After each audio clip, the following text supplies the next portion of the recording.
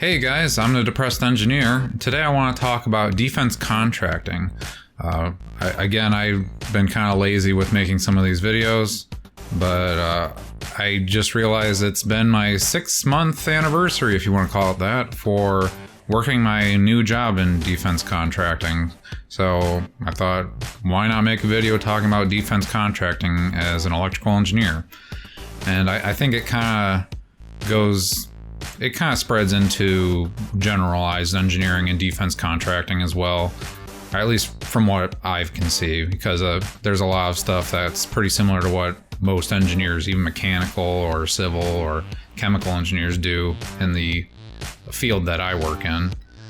So I kind of wrote down some notes, but in any case, so the biggest defense contractors that you're going to hear about are companies like Boeing, Northrop Grumman, Raytheon, BAE Systems, L3 Communications, Lockheed Martin, Sandia National Laboratories, and they're more of a DOE research institute. I don't know how else to describe it. I forget where their base is, but I know they've got a huge place near Albuquerque, I believe. Somewhere out in the desert in New Mexico. And then not only those, but there's a whole bunch of other subcontractors that work for those companies too. I'm sure I'm probably missing some other big defense contracting ones, but those are the biggest ones that come to mind when you talk about defense contracting, especially Boeing. Boeing's huge, obviously, in the United States. But in the United States in general, defense contracting is pretty huge just because our military budget is enormous. So a lot of these jobs, you're going to need some sort of clearance. So my first job out of college wasn't necessarily defense contracting. It was more in the commercial sector, but it was BAE Systems. So they actually had a separate section in the building for defense contracting stuff for the government. But a lot of the stuff I worked on was actually just for Boeing, for all their commercial avionics for like 777s and 747s, all that stuff. So I didn't need a clearance for that. That was pretty much just all public stuff. It was the job I got after that one was still with BAE Systems, except I wasn't a subcontractor. I was a direct employee there. And I worked with ICBMs, which is intercontinental ballistic missiles. So, like Minuteman III and all that stuff. So for that, you needed a secret clearance for. And they pretty much honestly handed out secret clearances like candy. So it's really not that hard to get a clearance, to be honest with you, if you don't have one. And a lot of places that look for junior engineers will say, okay, well, we'll go. They do background checks. Technically, they're supposed to call family and friends, but I've never had that happen with a secret clearance. When you get a top secret clearance, which I don't have, I've always just had secret, that's when they start making phone calls and they start going way deeper into your background. But as long as you've pretty much never really been convicted of any crimes, or you're pretty much just an average Joe, you'll get a secret clearance without any problems. So the job I have right now actually requires a secret clearance. And the job I had before this never really needed a secret clearance, but they thought it was a good idea for me to have it because there was potential for that project to start delving into some other avionics. Because the system we built was originally for F-16s, and then they wanted to go into F-35s and other airplanes that were developed for the Air Force, and some of those require a secret clearance. So they always kept it renewed for me, which actually kind of goes into my next point. Once you do have a clearance of some sort, companies they'll ping you all the time because it's like, oh, this guy's got a clearance, so we don't have to spend a lot of money or spend a lot of time getting him a clearance. So once you have a secret clearance, if you want to go or stay in defense contracting, then you can pretty much get a job almost anywhere. Like Northrop Grumman, a lot of these places, they'll just say, oh, this guy's a warm body with a secret clearance, so let's hire him. And that's kind of the situation I'm in right now, just because a lot of times it feels like, okay, why did they even hire me? And a lot of times it's just like, well, you have a secret clearance and you have a heartbeat, so here's your desk. So yeah, if you get a secret clearance, you're almost pretty much good to go for any job in defense contracting. And, I mean, they'll go into your background and say, okay, what kind of experience do you have with yada yada? two big factors that come into mind for defense contracting is almost, at least for someone with just a bachelor's degree, almost no one ever really cares about your technical background because they don't expect too much out of a bachelor's degree, but they kind of start expecting more almost program management level stuff. So my last job, I did a lot more program management stuff than actual engineering. There was a lot of documenting, writing up manuals, things like that. So it's just, you need to understand how much documentation goes into the government. It's a lot of red tape and a lot of bureaucracy. So a lot of times when people are looking at your resume for these jobs, it's like, okay, he's got a clearance, he can do some management, and he knows how to document things. Okay, let's hire him. And that's honestly pretty much it. Like, my current job, I don't do anything with electrical engineering at all. I pretty much make phone calls, I email people, I tell them what they need to do for their side of the project, and then I pretty much turn red lines into black lines, and then black lines into red lines on Visio. And it's stupid. But this goes into my next point, which is defense contracting. It's pretty freaking boring for an engineer. So for technicians, there's some stuff to do. I've worked on an Air Force base, and a lot of times, honestly, it kind of just looks like people are lounging around waiting for the next thing to come. So the biggest thing you'll hear a lot in defense contracting is hurry up and wait, which is exactly what it is. There's a week where you're hurrying up and scattering to get things done, and then there'll be like 2 weeks of nothing going on. So it's hurry up and wait, just hurry up and wait. And that was what I did on my last job a lot. Was, okay, we need to hurry up, we gotta get this thing going. And then it's like, okay, well, now we gotta wait for the next plane to come in, which would sometimes take 2 weeks, and then the 2 weeks would go by, and then we wouldn't get the production plane we wanted. And it's just like, okay, so what am I even here for? So I kind of describe defense contracting as pretty much a welfare check from the government. Now, I don't know a whole lot of the political stuff and the corruption that goes into it. Crazy. I'm assuming there's corruption in there. But, I mean, defense contracting, and especially with the United States with their huge military budget, it's basically just one big giant business of fear mongering and, fueling more wars. So we basically create weapons for ourselves, but then we also create weapons and sell them to other governments. Like, I mean, Saudi Arabia, which we shouldn't even really be allies with, in my opinion, but that's a whole other story. So if you're working as a defense contractor, you need to recognize that your profits are pretty much coming from fear mongering and weapon systems and kind of making the world a worse off place. And I mean, that's my opinion. You can also see it as, hey, we're protecting our country. We're establishing a policing force for the rest of the world to make sure that democracy is in check. Even though we're not a democracy, we're a republic, but whatever. So in one sense, it's like, okay, well, there are countries that appreciate our help. On another side, it's like, hey, can you get your troops out of here? Because they're kind of annoying and it feels like you're just going to take us over at some point. So there's a lot of political debate that goes into that. But there's also a lot of corruption that happens in politics where certain policies are put in simply just because it's like, oh, okay, let's start a war because that'll fuel our defense contracting budget some more. It's not a good scene, but I mean, if you work, you can see it as getting your tax dollars back if you want to try to look on the brighter side of things. So there is that aspect of it where it pays fairly well, especially as an engineer. You can, if you work at a place for 5 to 7 years and become upper management, you can get pretty close or at 6 figures fairly easily. So it's really, it pays well. A lot of the bigger companies, obviously, the bigger corporations are going to have really good benefits. Actually, when I worked with BAE Systems, they had a really good benefit package there. Really good 401ks. They're pretty comparable. I mean, like 3% contributions.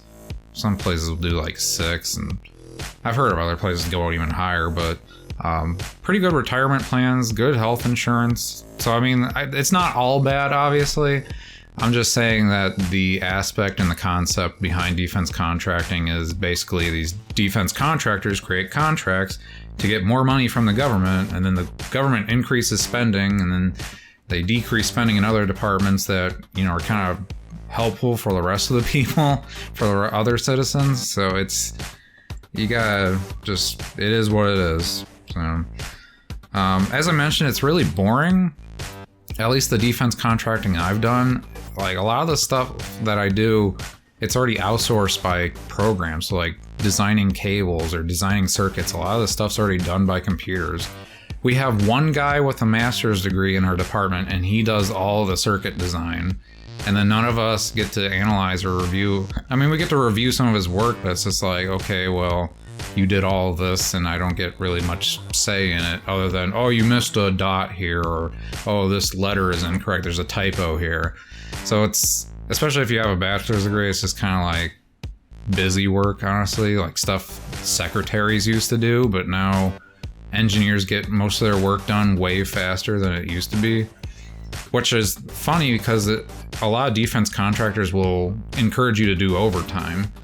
So since they are making bank from the government, they've got money to spend for, oh yeah, do some overtime. And I've seen people work like 60 hours in a week just to get more overtime. The place I'm working at, it'll be changing soon. But for the engineers too, you have to donate your first 10 hours and then you get paid extra. It's not time and a half after that 10 hours, it's just more time. And it's incredibly stupid, but I think it's changing now that the company's changed. It used to be Orbital ATK, and now they're Northrop because Northrop bought them out. But it just seems silly to me to, you know, spend 10 hours of your own time that you find valuable, I would hope you would find valuable, and donating it to a company that's really just kind of using you for free labor. It's kind of a weird abusive relationship in a sense. I'm a subcontractor, so I actually get time and a half as soon as I go over the 40 hours. I work a 980 schedule, so we actually do 4 days of 9 hours, and then we get that Friday off. Then the next week we do 4 days of 9 hours each, and then that Friday we'll work 8 hours, so you get 44 hours that week, but it all totals, for those 2 weeks it'll be 80 hours. So as soon as I go over the 36 or the 44, I get time and a half, which is pretty nice, but my benefits are garbage, so there is that. Another thing you're going to find out in defense contracting, if you lean more left and you're more democratic, you're probably not going to fit in very well.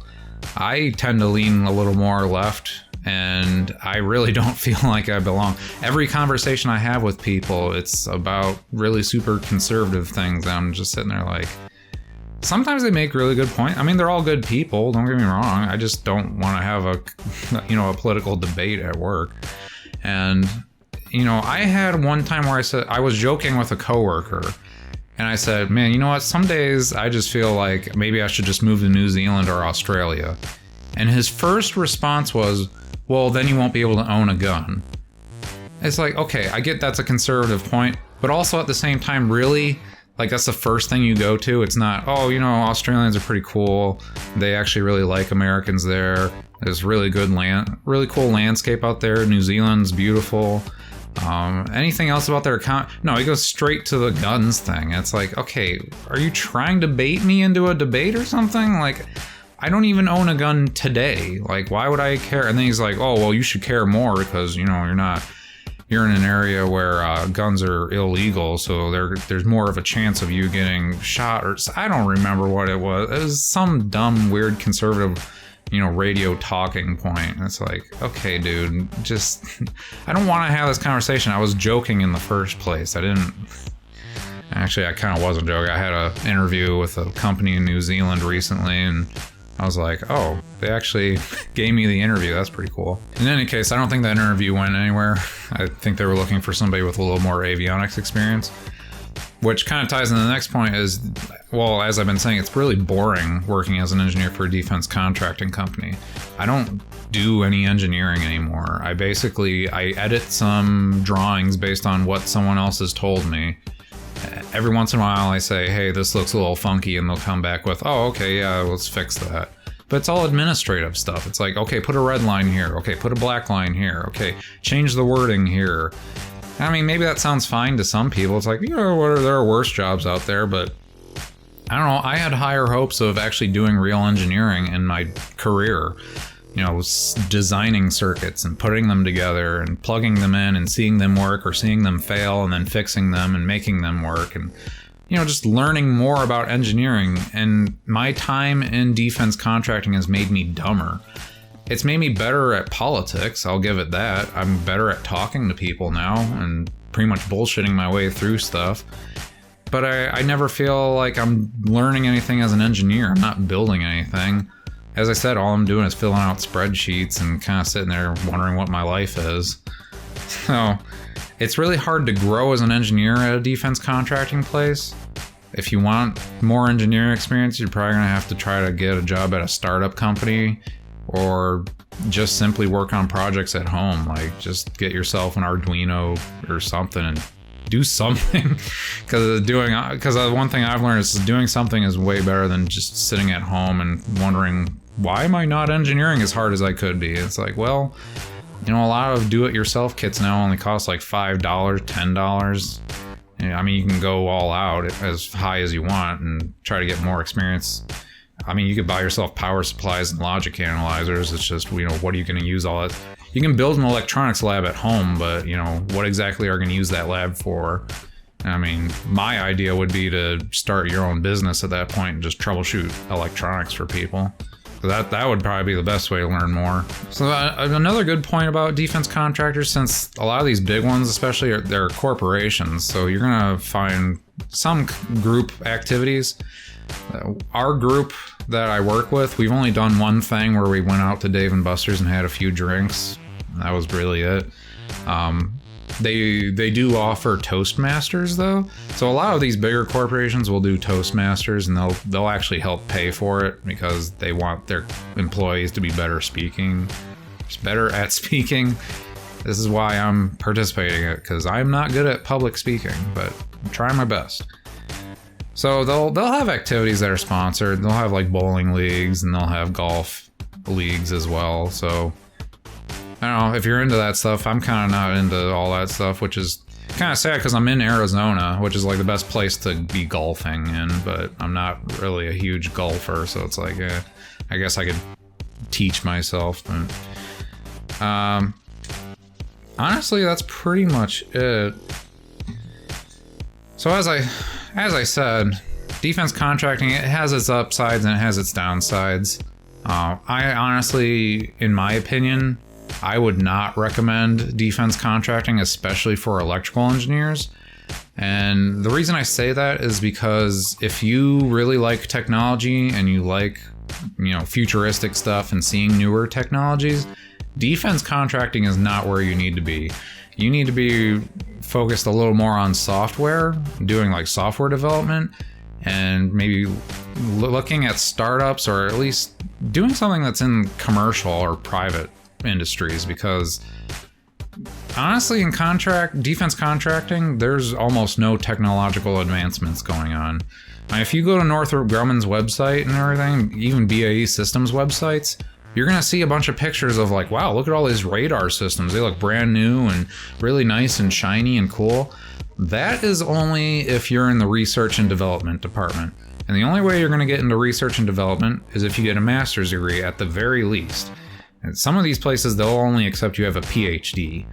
And to be honest with you, I've worked with people who have master's degrees and they do the same exact thing that I do. And that's work with World War II technology, sometimes work with 1990s technology. That's basically it. Like, they pretty much just do the same thing all the bachelor's degree students do. Now, I don't think I've ever worked with anyone who's got a PhD, so they're probably in research and development and working at a college or whatever. But you would need at least a master's degree, especially for a place like Sandia National Laboratories. I think they most of the time will hire exclusively master's degree students because they're known fairly well, especially in the Department of Energy. But they work on newer technologies and stuff. So that's the place where you'd want to be.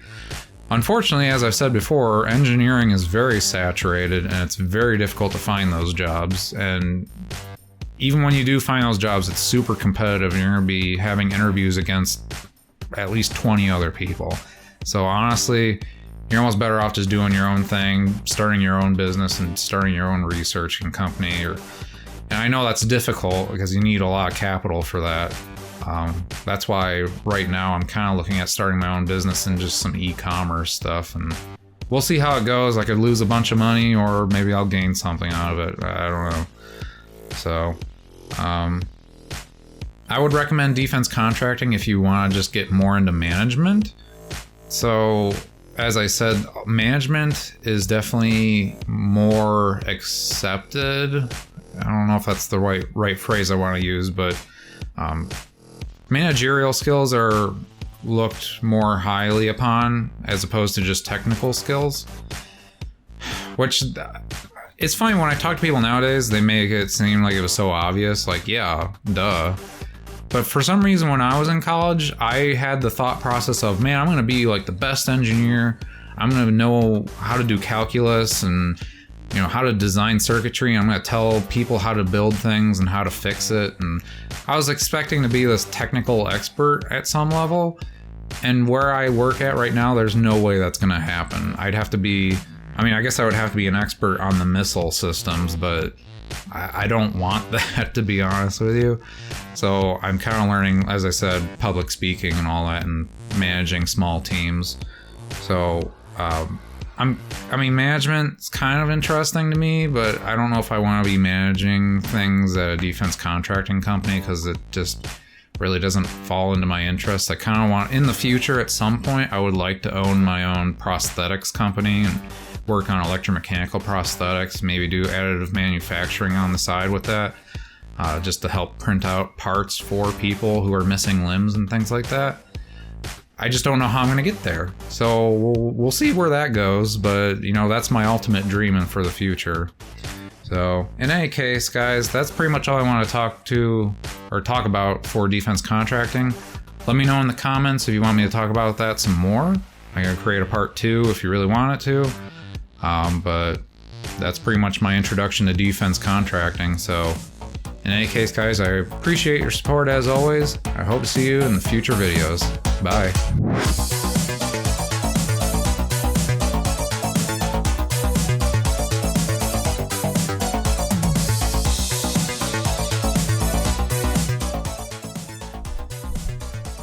Uh-oh, I don't know how to things. Oh God. Oh, stop recording.